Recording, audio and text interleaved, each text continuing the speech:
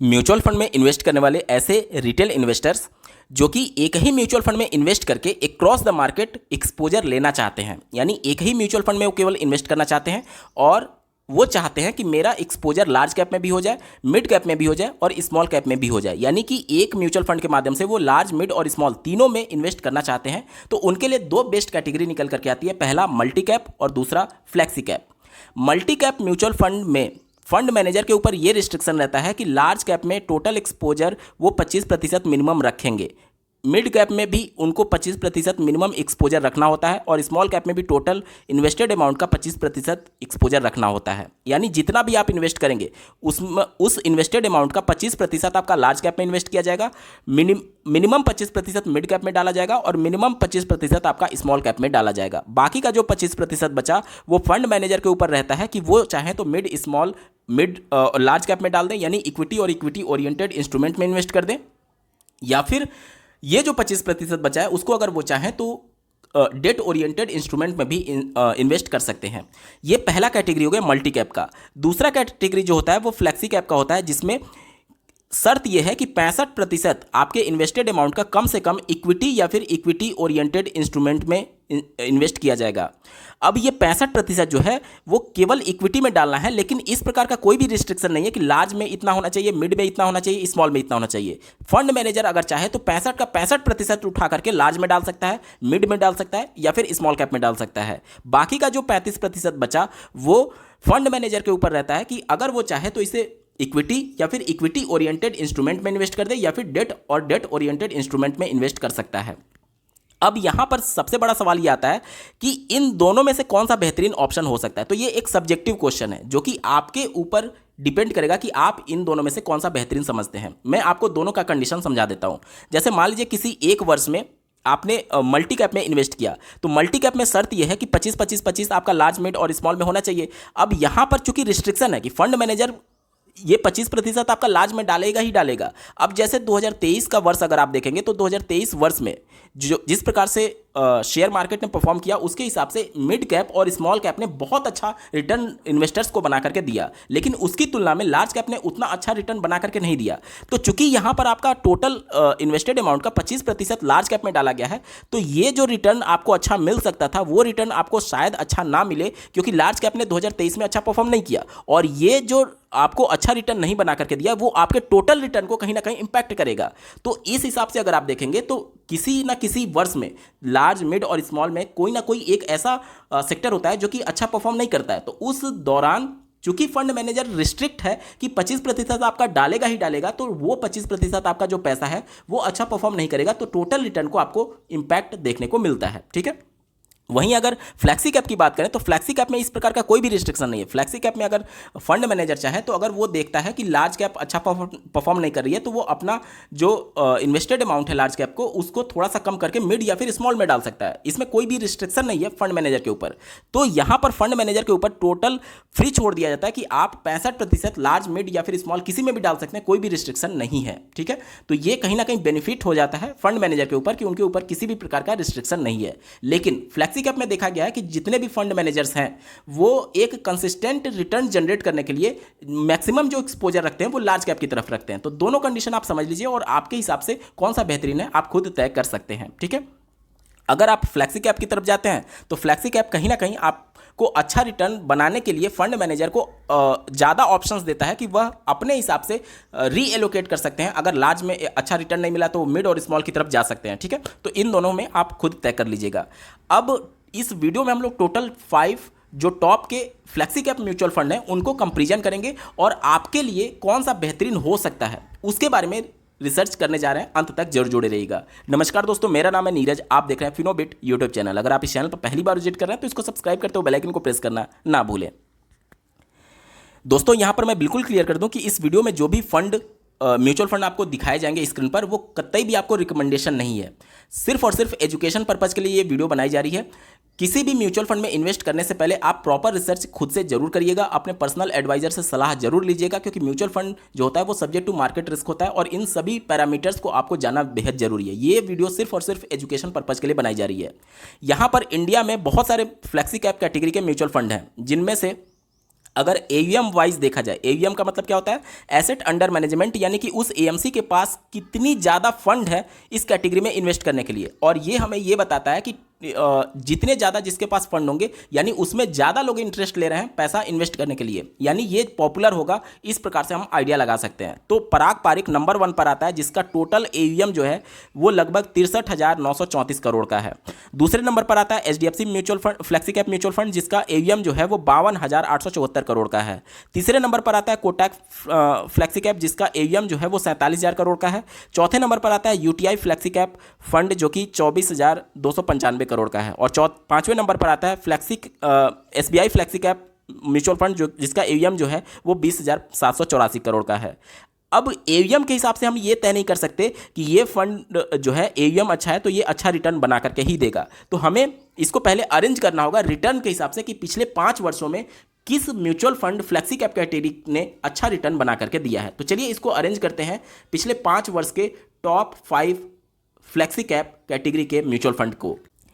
Screen पर आप देख सकते हैं, जैसे ही मैंने रिटर्न के हिसाब से कैटेगराइज किया तो देखिए सबसे नंबर 1 पर आता है क्वांट फ्लेक्सी कैप। भले ही इनका एयूएम कम है लेकिन इन्होंने रिटर्न बहुत अच्छा बना करके दिया है। दूसरे नंबर पर आता है जेएम फ्लेक्सी कैप, जिन्होंने लगभग 26% पिछले 5 सालों में एनुअलाइज रिटर्न बना करके दिया है। क्वांट की बात करें तो लगभग 33% एनुअलाइज रिटर्न इन्होंने बना करके दिया है। तीसरे नंबर पर आता है पराग पारिक, जिन्होंने लगभग 25% एनुअलाइज पिछले 5 सालों में रिटर्न बना करके दिया है। चौथे नंबर पर आता है फ्रैंकलिन इंडिया, जो कि 21% एनुअलाइज रिटर्न पिछले 5 सालों में बना करके दिया। और 5वें नंबर पर आता है एचडीएफसी फ्लेक्सी कैप, जिन्होंने लगभग 20% का रिटर्न एनुअलाइज पिछले 5 सालों में बना करके दिया है। तो इन टोटल 5 फंड जो हैं इनको हम लोग एक एक करके कंपेयर करेंगे और जानने की कोशिश करेंगे कि इन 5 में से अगर हमें केवल एक में इन्वेस्ट करना रहे तो हमारे लिए कौन सा बेहतरीन हो सकता है। और यहाँ पर जिस प्रकार से केवल एयूएम देख करके हम इन्वेस्ट नहीं कर सकते, उसी प्रकार से केवल रिटर्न देख करके हम इन्वेस्ट नहीं कर सकते, क्योंकि हो सकता है कि ये रिटर्न जनरेट करने के लिए बहुत ज़्यादा रिस्क लिया गया हो और जब मार्केट क्रैश करे तो हो सकता है कि ये म्यूचुअल फंड जो है वो बहुत ज़्यादा नीचे गिर जाए। तो हमें किसी ऐसे म्यूचुअल फंड की तरफ जाना होगा जो कि हमें डाउन साइड प्रोटेक्शन भी प्रोवाइड करे। तो अंत तक जरूर जुड़े रहिएगा, बहुत इंटरेस्टिंग वीडियो है। जब भी हम 2 या 2 से अधिक म्यूचुअल फंड को कंपेयर करते हैं तो ये एडवांस रेशियो के जो 4 पैरामीटर होते हैं इनको कंपेयर करना बेहद ज़रूरी होता है। और इससे ही हम लोग ये जानते हैं और समझने की कोशिश करते हैं कि कौन सा म्यूचुअल फंड हमारे लिए बेहतरीन हो सकता है। सबसे पहले बात करें अगर बीटा की, तो बीटा का रेफरेंस पॉइंट जो होता है वो 1 होता है और 1 से कम, ध्यान से सुनिए, 1 से कम जिसका भी बीटा का वैल्यू होगा जिस भी म्यूचुअल फंड का, वो हमारे लिए बेहतरीन होता है। बीटा हमें ये बताता है कि कोई भी म्यूचुअल फंड अपने बेंचमार्क की तुलना में कितना ज़्यादा वोलेटाइल है। जैसे मान लीजिए कि ये हमारा ग्राफ है बेंचमार्क का, यानी बेंचमार्क मान लीजिए इस प्रकार से परफॉर्म कर रहा है, तो हमारा जो म्यूचुअल फंड है, क्योंकि कोई ना कोई जितना भी म्यूचुअल फंड होता है वो किसी ना किसी बेंचमार्क इंडेक्स को वो फॉलो कर रहा होता है। तो जैसे 1 से जब ज़्यादा होगा यानी कि ये बहुत ज़्यादा वोलेटाइल, यानी मार्केट जब ऊपर गया तो बहुत ज़्यादा ऊपर जाएगा, मार्केट जब गिरा तो बहुत ज़्यादा नीचे गिर जाएगा, जैसे फिर ऊपर गया तो बहुत ज़्यादा ऊपर चला जाएगा, मार्केट गिरा तो बहुत ज़्यादा नीचे आ जाएगा। ये म्यूचुअल फंड से अच्छा हमारे लिए ये है कि हम किसी एक ऐसे म्यूचुअल फंड को चुने जो कि मार्केट ऊपर जाने पर हमें रिटर्न तो ठीक दे, लेकिन ऐसा ना हो कि मार्केट गिरे तो बहुत ज़्यादा गिरे, जबकि मार्केट गिरे तो थोड़ा कम गिरे। इससे क्या होगा कि हमें डाउन साइड प्रोटेक्शन मिलेगा, क्योंकि मार्केट ऐसा नहीं है कि मार्केट हमेशा ऐसे परफॉर्म करेगी, मार्केट इस प्रकार से परफॉर्म करती है। तो जब मार्केट सबसे ज़्यादा नीचे गिरेगा उसी समय तो हमारे मन में सबसे ज़्यादा भय की स्थिति उत्पन्न होती है कि कहीं हम अपना पैसा तो ना निकाल लें, कहीं हमारा पैसा डूब तो नहीं जाएगा।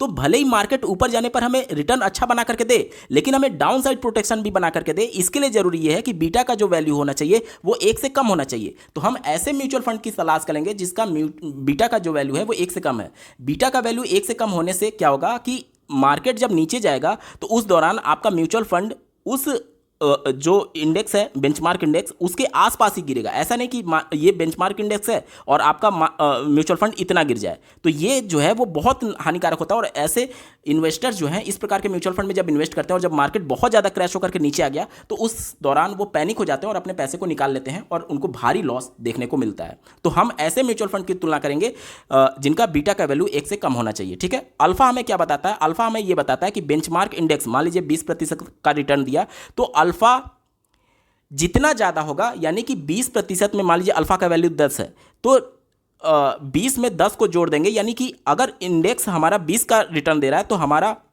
अल्फा अगर 10 है तो 10 और 20 को जोड़ करके, यानी कि हमारा म्यूचुअल फंड जो है वो 30% का रिटर्न देगा। कहने का मतलब ये है कि अल्फा का वैल्यू पॉजिटिव में जितना ज़्यादा होगा वो हमारे लिए बेहतरीन होगा। शार्प रेशियो क्या होता है, ध्यान से सुनिएगा। कोई भी म्यूचुअल फंड अगर आप देखेंगे तो उसका जब आप एक्सपोजर देखेंगे या फिर होल्डिंग्स देखेंगे तो वो इक्विटी में भी इन्वेस्ट करते हैं और डेट ओरिएंटेड इंस्ट्रूमेंट में भी इन्वेस्ट करते हैं। डेट ओरिएंटेड इंस्ट्रूमेंट जो है वह गवर्नमेंट सिक्योरिटीज़ हो सकती है या फिर कारपोरेट बॉन्ड हो सकते हैं, जो कि एक फिक्स रेट ऑफ रिटर्न लगभग आपको ऑफर करते हैं और ये रिस्क फ्री माना जाता है। क्योंकि इक्विटी में जब आप एक्सपोजर लेते हैं तो इक्विटी जो है वो कंपनी के परफॉर्मेंस पर आपका जो रिटर्न है वो डिपेंड करता है, यानी जिस प्रकार से मार्केट परफॉर्म करेगी उसी हिसाब से आपका पैसा बढ़ेगा या फिर घटेगा। लेकिन जब आप डेट में इन्वेस्ट करते हैं, जैसे गवर्नमेंट सिक्योरिटीज हो गया, गवर्नमेंट को लोन दे रहे हैं या फिर इस प्रकार की चीज़ों में, तो वहाँ पर फिक्स रेट ऑफ रिटर्न से हमें पैसा हमारा बढ़ रहा है, तो वहाँ पर रिस्क नहीं है।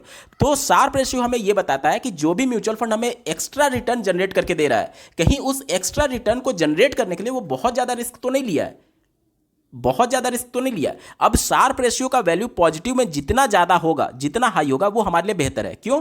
क्योंकि इसका फॉर्मूला ये होता है शार्प रेशियो का कि टोटल रिटर्न, ध्यान से देखिएगा, total return minus risk free return divided by standard deviation. अब स्टैंडर्ड डेविएशन क्या होता है, ध्यान से समझिएगा। मान लीजिए कि ये हम यहाँ पर इन्वेस्ट कर रहे हैं इस प्रकार से, और हमारा म्यूचुअल फंड जो है जैसे देखिए मार्केट जो है वो इस प्रकार से ऐसे परफॉर्म करती है, लेकिन हम लोग क्या करते हैं, एवरेज उसका निकाल देते हैं कि जैसे हम लोग आप इन्वेस्ट करेंगे तो वहाँ पर देखेंगे कि इस म्यूचुअल फंड ने हमें पिछले 5 साल में 20% का एनुअलाइज्ड रिटर्न बना करके दिया। तो एक्चुअली में 20% वो कांस्टेंट नहीं देता है, किसी साल हो सकता है वो 10% दे, किसी साल हो सकता है -20% दे, किसी साल हो सकता है कि वो +40% रिटर्न दे दे। तो वहाँ पर सबका एवरेज निकाल करके हम लोग ये कहते हैं कि इस म्यूचुअल फंड ने हमें 20% का एवरेज रिटर्न बना करके दिया है। अब 20% में कभी वो पॉजिटिव भी जाएगा और कभी निगेटिव भी जाएगा। तो मान लीजिए कि ये प्लस और ये माइनस, प्लस का मान लीजिए 10 और माइनस का 10, तो ये स्टैंडर्ड डेविएशन बोला जाएगा। ये क्या बोला जाएगा, स्टैंडर्ड डेविएशन, यानी कि ये बेंचमार्क का अगर है तो हमारा म्यूचुअल फंड इससे ऊपर भी जा सकता है और इससे नीचे भी जा सकता है, इस प्रकार से। तो ये क्या बोला जाएगा, स्टैंडर्ड डेविएशन। तो शार्प रेशियो का फॉर्मूला ये होता है कि जो टोटल हमें रिटर्न मिल रहा है उसमें से जो रिस्क फ्री रिटर्न है उसको निकाल दीजिए और स्टैंडर्ड डेविएशन से डिवाइड कर दीजिए, जो भी वैल्यू आएगी उसे शार्प रेशियो बोलेंगे। और ये वैल्यू जितना ज़्यादा होगा उतना हमारे लिए फ़ायदा है। क्यों फ़ायदा है? क्योंकि नीचे जो डिनोमिनेटर है, यानी जो हर है, उसकी वैल्यू जब कम होगी तभी हमारा जो म्यूचुअल फंड है वो शार्प ज़्यादा होगा, क्योंकि हर का वैल्यू कम होगा तभी तो आपका ओवरऑल जो रेशियो है वो ज़्यादा आएगा। अब हर जो है वो क्या है, वो स्टैंडर्ड डेविएशन है। स्टैंडर्ड डेविएशन का मतलब क्या है, विचलन, यानी कि बेंचमार्क से बहुत ज़्यादा फ्लक्चुएट ना करे हमारा म्यूचुअल फंड। हमारा म्यूचुअल फंड रिटर्न अच्छा बना करके दे, लेकिन ऐसा ना हो कि बहुत ज़्यादा वोलेटाइल हो। बहुत ज़्यादा वोलेटाइल होगा तो जब मार्केट क्रैश करेगा तो हमारा म्यूचुअल फंड और ज़्यादा नीचे गिरेगा। तो स्टैंडर्ड डेविएशन का वैल्यू कम होगा तभी ये पॉसिबल है कि शार्प रेशियो ज़्यादा आएगा, और जिस भी म्यूचुअल फंड का शार्प रेशियो ज़्यादा होगा वो हमारे लिए बेहतरीन होगा। यहाँ तक चीज़ें स्पष्ट हो गई। उसके बाद से आता है शॉर्टिनो रेशियो। शॉर्टिनो रेशियो हमें ये बताता है, जैसे शार्प रेशियो हमें क्या बता रहा था, ये पॉजिटिव और निगेटिव दोनों साइड का बताता है, लेकिन शॉर्टिनो जो होता है वो डाउन साइड प्रोटेक्शन के लिए यूज किया जाता है, और इसमें जो स्टैंडर्ड डेविएशन होता है वो सिर्फ डाउन साइड वाला लिया जाता है। इसके पहले हम लोग क्या कर रहे थे, स्टैंडर्ड डेविएशन प्लस और माइनस दोनों का ले रहे थे, लेकिन शॉर्टिनो में क्या होता है कि केवल डाउन साइड वाला लिया जाता है, जैसे ये 0 से लेकर के यहाँ तक, ठीक है। तो इसको लिया जाता है और फॉर्मूला यही रहता है। अब यहाँ से देखिए ये वाला जो डेविएशन है, यानी कि मार्केट, जैसे मान लीजिए ये हमारा इंडेक्स का परफॉर्मेंस है, तो मार्केट अगर इस प्रकार से नीचे गया तो ये हमारा क्या कर रहा है, इंडेक्स से नीचे चला जा रहा है, यानी हमारा रिटर्न निगेटिव में जा रहा है। तो उस दौरान क्या होगा कि स्टैंडर्ड डेविएशन डाउन साइड वाला जितना कम होगा उतना ही हमारे लिए बेहतरीन होगा, जितना कम होगा वो उतना इसके करीब, यानी इंडेक्स के करीब वो रिटर्न बना करके देगा। तो जितना ये कम होगा उतना इसकी शॉर्टिनो रेशियो की वैल्यू ज़्यादा आएगी। तो जितना शॉर्टिनो रेशियो का वैल्यू ज़्यादा होगा वो हमारे लिए बेहतरीन फंड होगा, ठीक है। चलिए अब सबसे पहले क्वांट फ्लैक्सी कैप के बारे में थोड़ा सा देख लेते हैं कि ये इनके आंकड़े क्या कहते हैं। क्वांट फ्लैक्सी कैप जिन्होंने 3 साल में लगभग 30% का रिटर्न बना करके दिया है, और सिंस इंसेप्शन की अगर हम लोग बात करें तो यहाँ पर देख सकते हैं आप, मैं यहाँ पर सिंस इंसेप्शन को सेलेक्ट कर लेता हूँ, तो लगभग 21% 22% के आसपास इन्होंने रिटर्न बना करके दिया हुआ है, ठीक है। और उसके बाद से अगर हम लोग इनका अगर एक्सपोजर देखें और होल्डिंग एनालिसिस में जाएँ तो यहाँ पर आप देख सकते हैं टोटल जो लगभग 90% इनका इन्वेस्टमेंट है वो इक्विटी में है, 6% लगभग ये कैश रखते हैं, और 4% इनका डेट ओरिएंटेड इंस्ट्रूमेंट में इनका इन्वेस्टमेंट है, ठीक है। उसके बाद से एडवांस रेशियो की तरफ चलते हैं। एडवांस रेशियो मैंने आपको डिटेल में समझाने की कोशिश की है। जैसे कि देखिए एडवांस रेशियो में जब आप जाते हैं तो इनका बीटा क्या है, 1 से ज़्यादा है। मैंने आपको क्या बताया था, ऐसा म्यूचुअल फंड जिसका बीटा का वैल्यू 1 या फिर 1 से ज़्यादा हो वो बहुत ज़्यादा वोलेटाइल होगा। बहुत ज़्यादा वोलेटाइल कहने का मतलब कि मार्केट जब नीचे गिरेगा तो ये और ज़्यादा नीचे गिरेगा, बेंचमार्क से और ज़्यादा नीचे गिरेगा। ठीक है, जैसे मान लीजिए कि यहाँ पर ये बेंचमार्क का मान लीजिए है, बेंचमार्क ने मान लीजिए 10% का रिटर्न दिया, तो बीटा हमें ये बताता है कि जो बेंचमार्क का रिटर्न होगा इस म्यूचुअल फंड का रिटर्न निकालने के लिए, जैसे मान लीजिए कि अगर वो +10%, यानी मार्केट जब ऊपर गया तो +10% का मान लीजिए रिटर्न दिया, तो ये म्यूचुअल फंड कितना देगा, 10 को इसमें मल्टीप्लाई कर देंगे, यानी ये वाला म्यूचुअल फंड जो है वो 11% का रिटर्न देगा। यानी कि अगर मार्केट 10% से उठा तो ये वाला म्यूचुअल फंड आपके रिटर्न को 11% से उठा देगा। और जब मार्केट मान लीजिए 10% से गिरा तो फिर से इसमें मल्टीप्लाई कर देंगे, यानी अगर मार्केट 10% से गिर रहा है तो ये वाला म्यूचुअल फंड 11% से नीचे गिर जाएगा। यानी कि जब मार्केट गिर रहा है, क्रैश हो रहा है, तो हमें डाउन साइड प्रोटेक्शन मिलना चाहिए, जो कि इस म्यूचुअल फंड में नहीं मिल रहा है, ये और ज़्यादा नीचे गिर जा रहा है। इसका मतलब ये हो गया कि ये जो म्यूचुअल फंड है वो बहुत ज़्यादा वोलेटाइल है। ठीक है, इसके बाद से अल्फा की बात करें तो अल्फा का वैल्यू मैंने आपको बताया था कि पॉजिटिव में जितना ज़्यादा होगा वो हमारे लिए बेहतरीन है। तो यहाँ पर देखिए अल्फा का वैल्यू यहाँ पर अच्छा है। इसके बाद से शार्प रेशियो देखिए यहाँ पर 1.46 है और सॉर्टिनो रेशियो देखिए 2.69 है। बाकी के म्यूचुअल फंड को जब हम लोग तुलना करेंगे तो शार्प और सॉर्टिनो उससे कंपेयर करेंगे कि किसका ज़्यादा है, क्योंकि जिसका सबसे ज़्यादा होगा वो हमारे लिए बेहतरीन है। लेकिन ये म्यूचुअल फंड जिसका बीटा का वैल्यू 1 से ज़्यादा है ये हमारे लिए निगेटिव पॉइंट कर देता है, क्योंकि ये बहुत ज़्यादा फ्लक्चुएट करेगा। ठीक है, बहुत ज़्यादा वोलेटाइल होगा। मार्केट जब क्रैश करेगा तो ये म्यूचुअल फंड बहुत ज़्यादा मार्केट गिरने की तुलना में नीचे भी गिरेगा। ठीक है, ये हो गया क्वांट के बारे में। अब चलते हैं अगले म्यूचुअल फंड के बारे में। दूसरे म्यूचुअल फंड की बात करें जो कि रिटर्न के मामले में दूसरे नंबर पर था, JM flexi cap mutual fund. इनका अगर हम लोग 3 साल का रिटर्न देखें तो लगभग 31% एनुअलाइज रिटर्न दिया है। 5 साल का देखें तो इस फंड ने लगभग 26% का रिटर्न दिया, और ऑल यानी सिंस इंसेप्शन देखें तो लगभग 20% का इन्होंने रिटर्न बना करके दिया है। बाकी के अगर हम लोग डेटा पर नज़र डालें, इनके होल्डिंग्स में जाएँ तो होल्डिंग एनालिसिस में आप देख सकते हैं इन्होंने इक्विटी में जो एक्सपोजर रखा है वो ऑलमोस्ट 100% का रखा है। बाकी का जो 0.8% है वो बस कैश में रखा है। बाकी इन्होंने डेट में कोई भी इन्वेस्टमेंट नहीं कर रखी है। ठीक है, यानी ये बहुत ज़्यादा रिस्क ले रहे हैं। रिस्क लेने का मतलब कि डेट जो है जो कि रिस्क फ्री है उसमें इनका इन्वेस्टमेंट 0 है। ठीक है, इसके बाद से अगर हम लोग एडवांस रेशियो की बात करें तो यहाँ पर देख सकते हैं बीटा का वैल्यू लगभग 1 से कम तो है लेकिन बहुत ज़्यादा माना जाएगा। 1 से कम तो है लेकिन ज़्यादा माना जाएगा।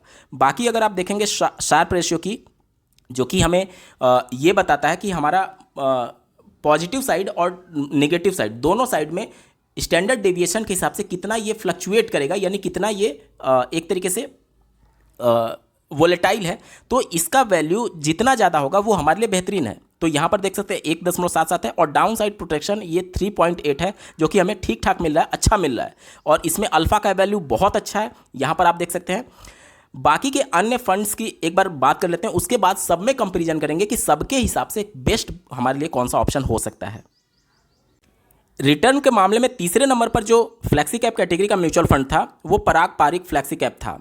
अगर हम लोग 3 साल के रिटर्न की बात करें तो ऑलमोस्ट ये लगभग 22.5% बना करके दिया है। 5 साल की अगर हम लोग बात करें तो लगभग 25%, और सिंस इंसेप्शन की बात करें तो लगभग 20.5% का रिटर्न एनुअलाइज्ड इन्होंने बना करके दिया है। बाकी अगर इनके होल्डिंग एनालिसिस की बात करें तो यहाँ पर देख सकते हैं टोटल 84 स्टॉक्स में इन्होंने इन्वेस्टमेंट कर रखा है, और इन्होंने देखिए यहाँ पर डेट में इन्होंने लगभग 15% का एक्सपोजर लिया है। यानी कि ये जो रिटर्न बना करके दे रहे हैं वो कम रिस्क लेकर के दे रहे हैं। क्यों कम रिस्क ले रहे हैं? क्योंकि डेट में जो भी इन्वेस्टमेंट होता है वो रिस्क फ्री होता है, और इक्विटी में जो इन्वेस्टमेंट है वो रिस्क लिया जा रहा है। जेएम अभी इसके पहले हमने देखा, इससे पहले अगर आपने क्वांट देखा होगा तो दोनों में जो है जेएम में तो आपका डेट में बिल्कुल भी एक्सपोजर ही नहीं लिया गया, क्वांट में थोड़ा सा एक्सपोजर था, लेकिन उनसे कहीं ज़्यादा एक्सपोजर जो है वह इस पराग पारिक फ्लेक्सी कैप में आपको देखने को मिल रहा है। यानी पारिक फ्लेक्सी कैप जो है वो कम रिस्क लेकर के आपको ठीक ठाक रिटर्न बना करके दे रहा है। ये चीज़ें आपको विशेष तौर पर ध्यान में रखनी है,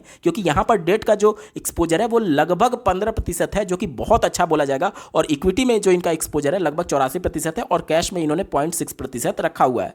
तो आपको सभी चीज़ों को ध्यान देना है कि केवल रिटर्न मत देखिए कि हाई रिटर्न वो बना करके दे रहा है, ये भी देखिए कि जब मार्केट गिरेगा तो क्या आपको डाउन साइड प्रोटेक्शन मिलेगा। जो भी आपका डेट में इन्वेस्टेड अमाउंट है वो आपके टोटल पोर्टफोलियो को बैलेंस प्रोवाइड करता है कि वो तो आपका फिक्स है कि रिटर्न हमें इतना बना करके देगा, मार्केट क्रैश भी हो रहा है तो इक्विटी वाला आपका निगेटिव में जाएगा, लेकिन जो डेट वाला है वो निगेटिव में नहीं जाएगा। तो उस दौरान क्या होता है कि आपके टोटल पोर्टफोलियो को एक डाउन साइड प्रोटेक्शन मिलता है और आपको ठीक ठाक रिटर्न देखने को मिलता है, एवरेज से ज़्यादा मिलता है। ऐसा नहीं है कि आपको बहुत अच्छा मिल जाएगा, लेकिन यह है कि जब मार्केट गिरेगा तो आप पैनिक नहीं होंगे क्योंकि आपका पोर्टफोलियो रेड जोन में शायद ना जाए। ठीक है, बाकी की अगर यहाँ पर हम लोग बात करें तो देखिए इनका जो बीटा है वो ठीक ठाक बोला जाएगा 0.70, एक से कम मैंने आपको बताया था। इसके पहले जो भी म्यूचुअल फंड मैंने आपको बताया था उसके जो बीटा का वैल्यू था वो एक से ज़्यादा, जो आपका क्वांट वाला था वो एक से ज़्यादा था और जो जेएम वाला था वो 0.9 करीब था।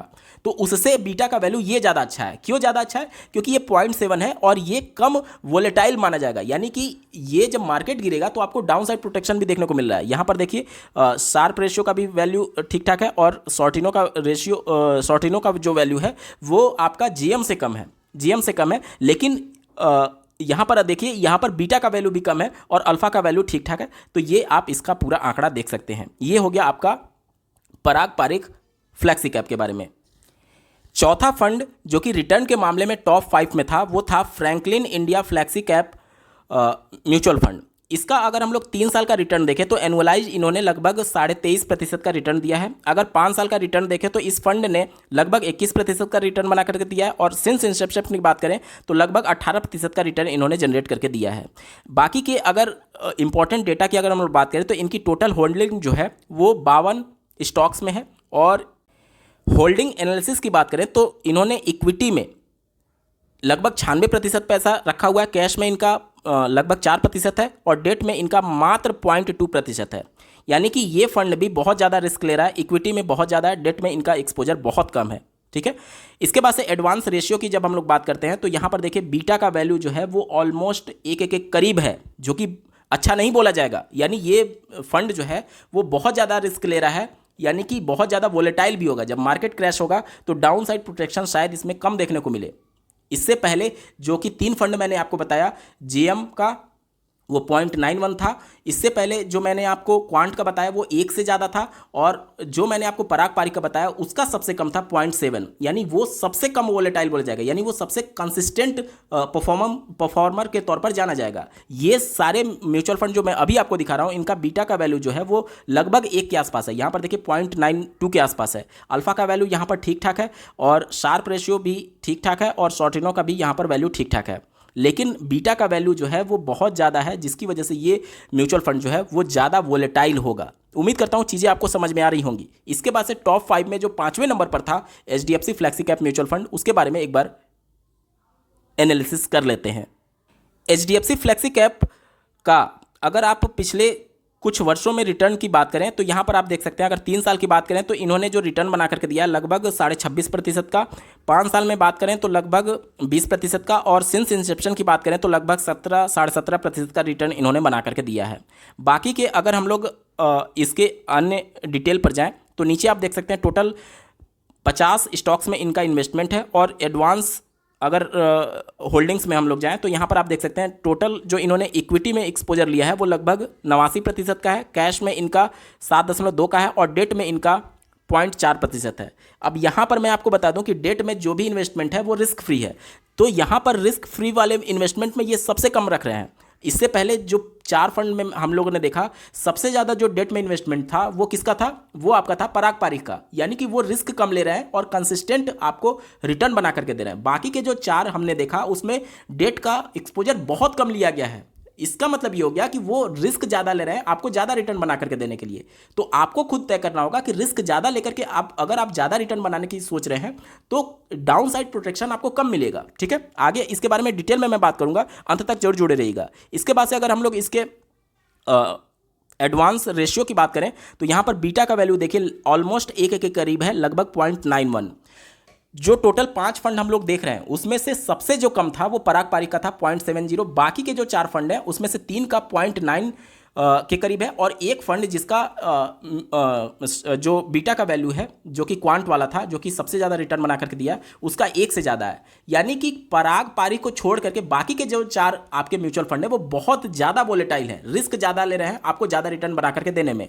इसका अल्फा देख सकते हैं आप 7.86 है, इसका शार्प रेशियो देख सकते हैं आप, इसका शॉर्टिनो आप देख सकते हैं। तो खुद से आप एनालिसिस कर सकते हैं कि जब मार्केट गिरेगा तो इसमें सबसे ज़्यादा कौन गिरेगा और सबसे कम कौन गिरेगा। तो सबसे कम जो कम गिरेगा वो है आपका Parag Parikh flexi cap mutual fund.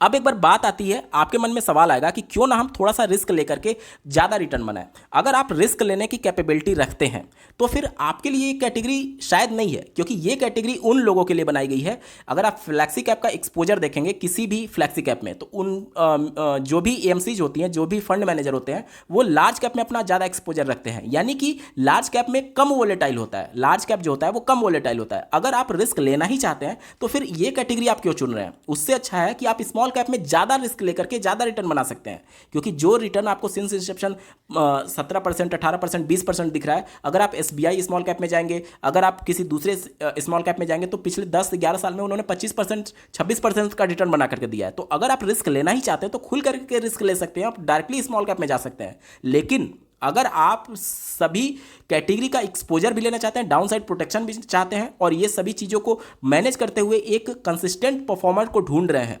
Consistent mutual fund को ढूंढ रहे हैं जिसमें आपको अक्रॉस द मार्केट आपको एक्सपोजर में मिल जाए, आपका रिस्क भी कम हो और डाउन साइड प्रोटेक्शन भी मिले, तो उसके लिए फ्लेक्सी कैप बनाया गया है। और उसमें भी अगर आप बेस्ट की बात करेंगे तो भले ही रिटर्न आपको ज़्यादा ना बना करके दे पारिक फ्लेक्सी कैप, लेकिन वो कंसिस्टेंट परफॉर्मर के तौर पर जाना जाता है। क्यों? क्योंकि वो डाउन साइड प्रोटेक्शन भी आपको प्रोवाइड करेगा, उसकी बीटा का वैल्यू 1 से कम है। बाकी के जो इनके पीयर जो म्यूचुअल फंड्स हैं उनका जो बीटा का वैल्यू है वो लगभग 1 के बराबर है या फिर 1 से ज़्यादा है, तो वो ज़्यादा वोलेटाइल बोला जाएगा।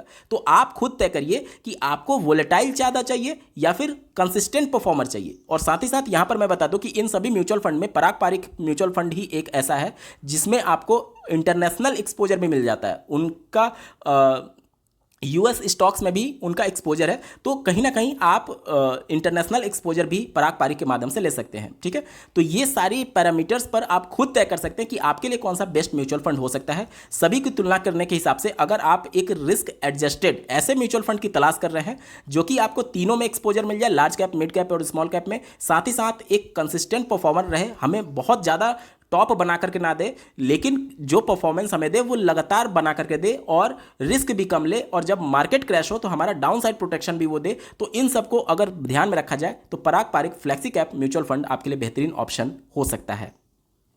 मैं फिर से बता दूं कि ये सिर्फ और सिर्फ एजुकेशन पर्पज़ के लिए वीडियो बनाई गई है। इस वीडियो का मकसद कतई भी आपको रिकमेंड नहीं करना है, आप प्रॉपर रिसर्च करने के बाद ही अपने लिए बेस्ट फ्लेक्सी कैप कैटेगरी का म्यूचुअल फंड चुनिएगा। इस वीडियो को देखने के लिए आपका बहुत बहुत धन्यवाद। भगवान करे आपका दिन शुभ हो।